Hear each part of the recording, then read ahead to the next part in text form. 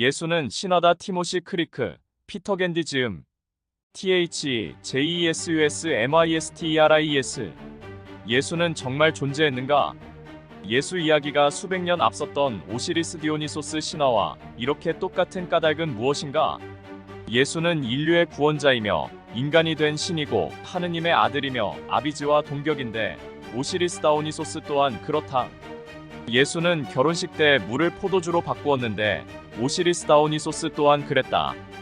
예수는 오병이어라는 기적을 일으켰는데 이교의 현자도 기적의 음식을 베풀었다.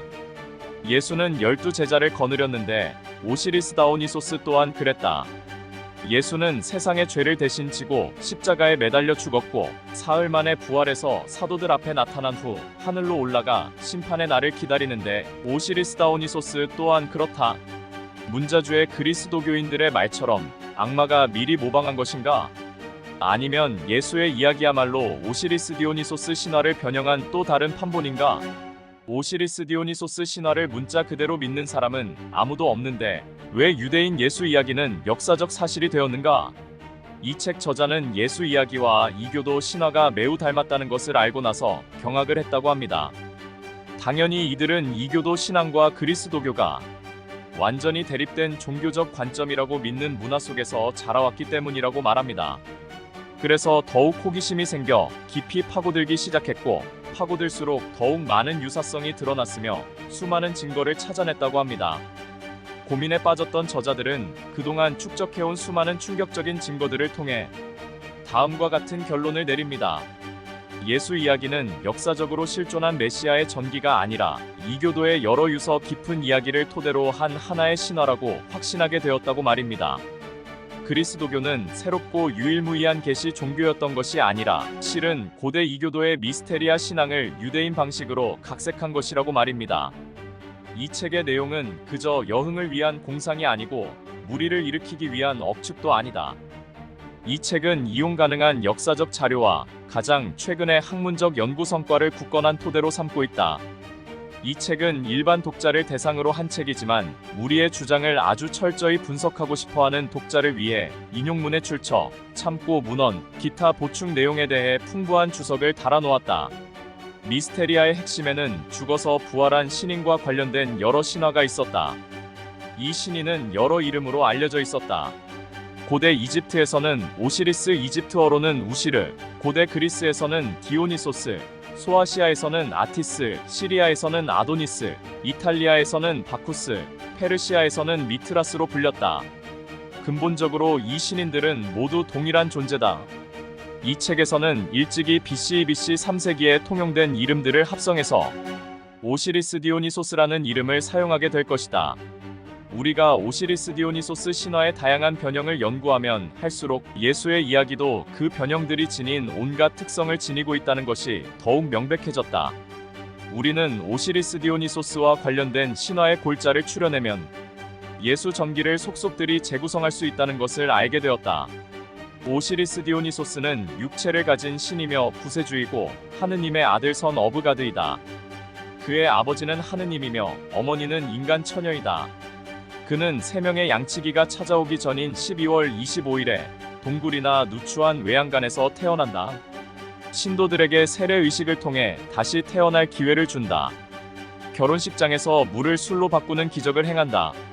나귀를 타고 입성할 때 사람들은 종려나무 가지를 흔들고 찬송하며 그를 맞이한다. 세상의 죄를 대신 짊어지고 부활절 무렵에 죽는다. 죽은 지 사흘 만에 부활해서 영광되게 하늘로 올라간다. 신도들은 최후의 날 심판자로 그가 다시 돌아오기를 기다린다. 신도들은 그의 몸과 피를 상징하는 빵과 포도주로 그의 죽음과 부활을 기다리는 의식을 치른다. 이것들은 오시리스 디오니소스 이야기와 예수 전기에 똑같이 나타나는 것들 가운데 핵심만 추린 것이다. 서로 이토록 닮았다는 것을 우리는 왜 전혀 몰랐을까? 나중에야 우리 두 저자는 알게 되었다. 초기 로마 교회가 그런 사실을 감추기 위해 안간힘을 다했다는 것을.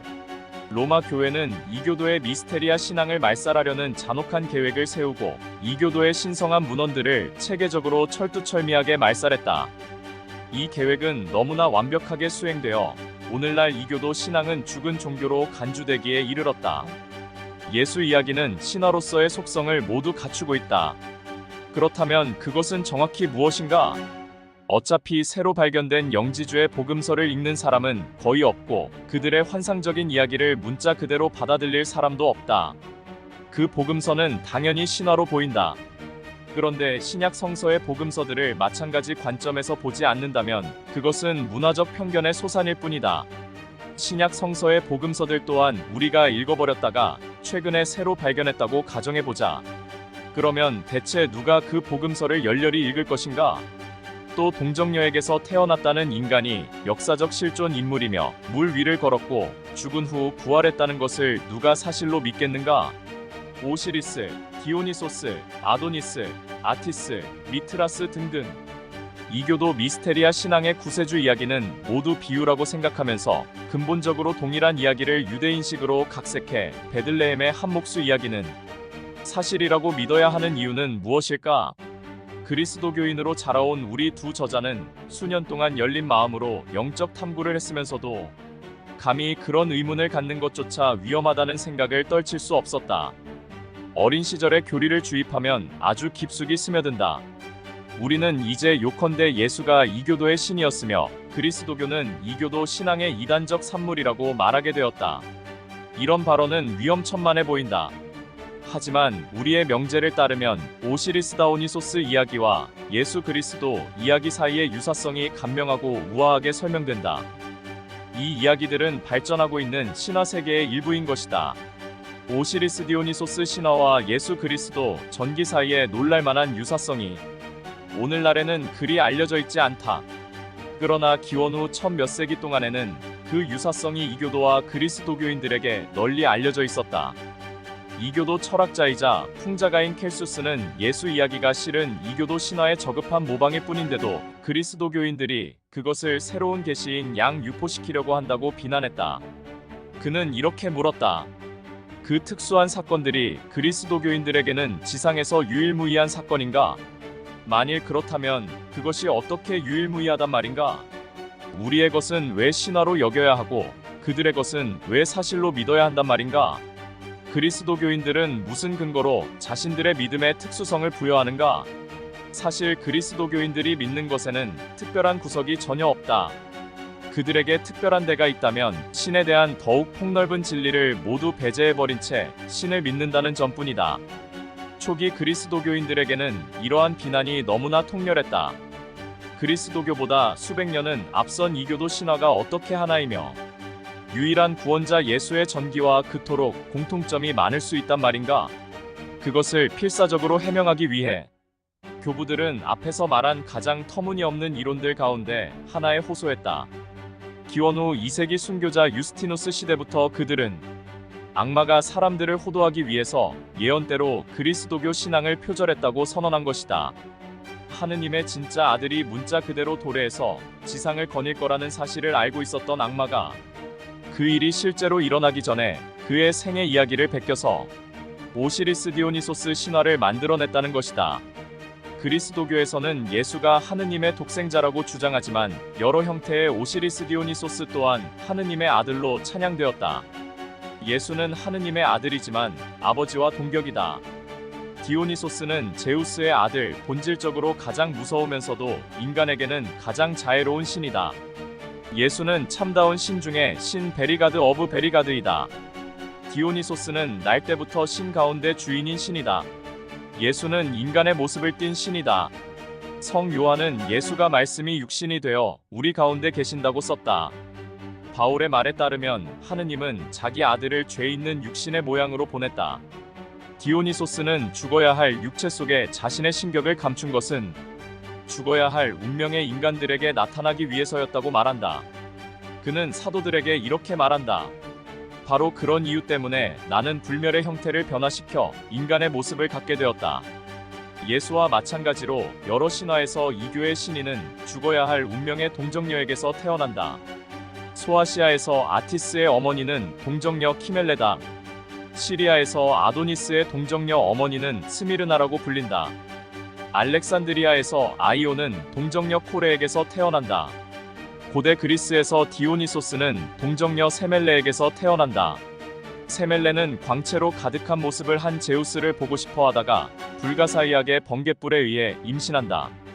초기 그리스도교인들이 가장 많이 인용한 비정통 문헌에 따르면 예수는 마리아의 자궁에서 7달만 보냈다. 이교도 역사가 디오도루스의 기록에 따르면 디오니소스의 어머니 세멜렉 역시 7달만 수태를 했다. 책 일부만을 옮겨보았습니다. 모든 내용을 옮길 수 없어 안타까울 따름입니다. 예수의 전 생애와 성서의 내용이 어찌 이렇게 오리시스 디오니소스 신화와 그리도 닮아 있는지 저 자신도 적잖이 경악했습니다. 더불어 그리스도교와 천황을 신처럼 모시고 있는 일본이 닮아 있음에 그 이유를 알 것 같습니다. 공통분모는 바로 역사 왜곡과 문화 찬탈, 그리고 전쟁의 신이라는 점입니다. 지금까지 책보다 남자였습니다. 그럼 다음에 또 다른 작품으로 인사드리겠습니다. 감사합니다.